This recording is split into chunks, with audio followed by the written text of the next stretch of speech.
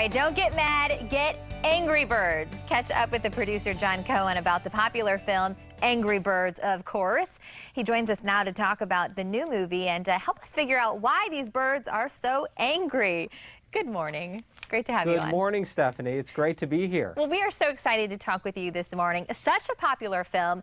Everyone seems to love it, but lots of new stuff to talk about. So if for some reason someone's maybe been living under a nest and hasn't had the chance to see Angry Birds or even play the game, what can we expect from these flightless birds? Well, Angry Birds is based on games, and these games have been downloaded over 3.5 billion times, which is a huge, huge number of people that have played or experienced or even heard of the Angry Birds games. And this movie is the origin story of how that weird conflict came to exist between flightless birds and green piggies. And really, the Angry Birds phenomenon is what it is. It started from the game, like you said, and into a very popular movie. I'm hoping we're going to get a second one, right? Anything, gosh, we hope so. We hope so. We are always thinking about these characters and imagining where they could go next, but we haven't announced anything yet. All right, thought I could get a little something out of you there, but we're hoping that there is something on the horizon. But talk a little bit about being a producer for this movie. What inspires you to put everything into these Angry Birds, and what excites you about the characters? Well, what's so exciting for me is that this is a property that so many people in the world know and love and have played these games, but not a lot had been defined.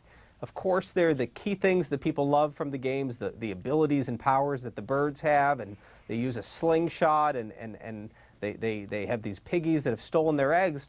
But beyond that, we were able to create our own new mythology and create a cast of characters based on all of the great characters that Rovio had designed and developed in the games and their short animation. But we were able to tell an original story, and that was a lot of fun. Hey, and speaking about the characters, I know that the film features a hilarious all-star voice cast. Which familiar voices are we going to be listening to, and should we be keeping an ear out for? The people in this movie, I think, are the funniest people in the world. We have everyone from Jason Sudeikis to Maya Rudolph and Josh Gad and Keegan-Michael Key, Bill Hader. Blake Shelton does a voice in the movie. Demi Lovato recorded a brand new version of I Will Survive. This is an all-star cast, but I think it will have people laughing from beginning to end. Well, give us the insight. What is it like behind the scenes? Because this is a different than your typical filming of a movie with the voiceovers. Is everybody together, or what does that look like? Yeah. Does everyone do it separately when they're doing their recordings? Everyone is usually on their own, and that's because of scheduling. Everyone is so busy. It would be so hard to get Blake Shelton in the studio the same day that you had Bill Hader or Peter Dinklage. And so we usually have to record the actors on their own. And for an actor, going into a recording booth is such an unusual experience because you're stripped of everything that you would normally use to act. You don't have your physicality, you don't wear costumes, you don't have other actors around you.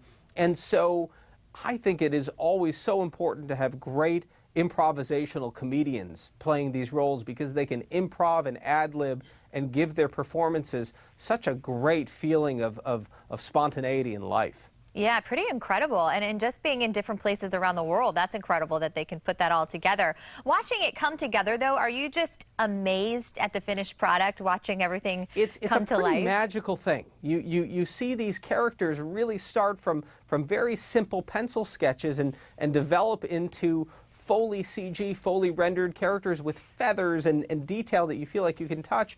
We have these characters in the movie called the Hatchlings, who are these adorable baby birds, and they're voiced by real little kids. They're actually kids of people on our crew. My 2.5-year-old daughter voiced one. And we have these characters that have become so popular, people have fallen in love with them, that we actually created a brand new short starring a hatchling. And this short is now in theaters playing in front of the Angry Birds movie to give people a great reason to go see the movie again or to see it if they haven't seen it yet. And it's a little story about a hatchling who befriends a worm, which is supposed to be the hatchling's food. Oh my gosh, hilarious. I'm so excited about this. And by the way, what a cool memory for your daughter, too. So fun. Speaking of birds, though, I had to show you social media in hand here. I'm tweeting at you right now. And I wanted to make sure I was able to find you on Twitter so that everybody else could find you on there, too, to get the latest updates on Angry Birds. My Twitter handle is John Cohen 1. Gotcha. All right, right there. Make sure to follow along, everybody out there watching. The number all those one. Fans of Angry Birds. Some John Cohen got the one without the one, and I'm really upset about that. Well, we found you, and we're going to go ahead and get tweeting. And as we close here, John, how can people learn more about Angry Birds and keep up with all the latest news? You can definitely follow me on Twitter, or you can go to the Angry Birds movie Facebook page and see lots of really cool content and lots of fun stuff about the movie. Perfect. I'll be tweeting at you. And so great to have you on the show. All right. Great to talk to you. Thank you. For more information, to learn more about Angry Birds, head to our website, fox4morningblend.com.